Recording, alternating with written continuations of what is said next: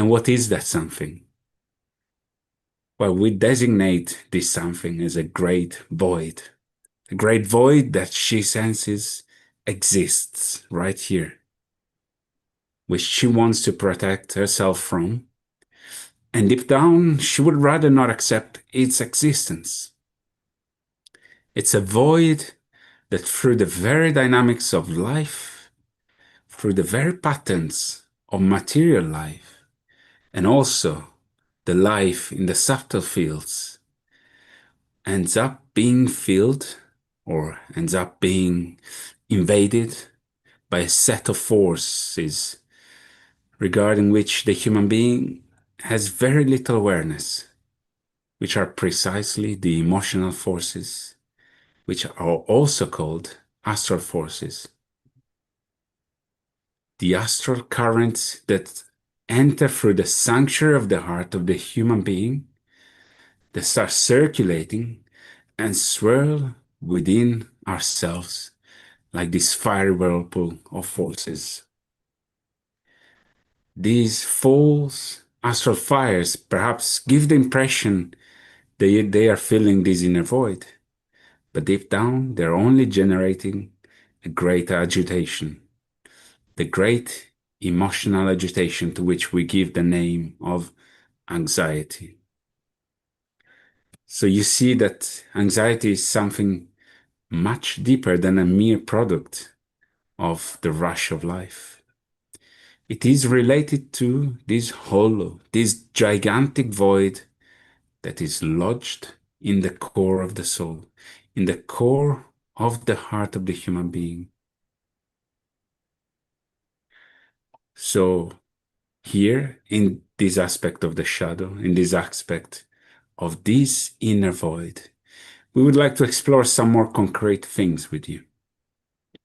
Firstly, the structure of void, this great black hole, which is the center of our soul, in the center of our consciousness, and therefore in the most profound aspects of our heart. It is being stirred, it is being accelerated, and the consequences of this acceleration, in fact, generate a great tearing, not only of the emotional life, but of the core of the soul of millions, billions of human beings, precisely because of external circumstances. Because of these, anxiety is not explained only by external questions, by the great acceleration, by the upheaval of life that we experience, by violence, by clashes, by wars, by conflicts. In short, by the great uncertainty that surrounds us. Now, it is related, first of all, to this existential void. But certainly, all these external conditions reinforce and push the consequences of this void even further. And it is as if this whirlpool of forces which enters through the receptive aspect of the sanctuary of the heart, rotates within it as if it were a large engine. And if we think about an electromagnet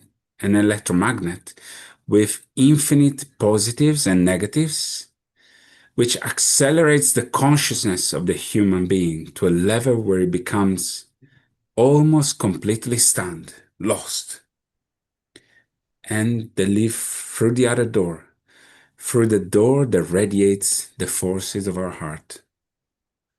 And all this acceleration generates phenomena absolutely linked to the hyper-accelerated world that we live in. That is why we call anxiety one of the greatest modern illnesses. And anxiety is sometimes identified, diagnosed with other names, but the deep cause is the same. Obviously, there are also organic aspects linked to this that need to be treated.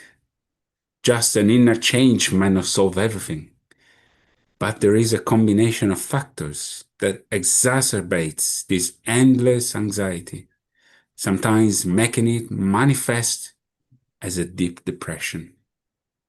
And how many human beings today do not live this depression in today's world? Or perhaps it manifests as a true nervous exhaustion, which we also call burnout. And it can also manifest as a great emotional aggressiveness. All of this is linked to the aspect of this swirling of forces around this great void.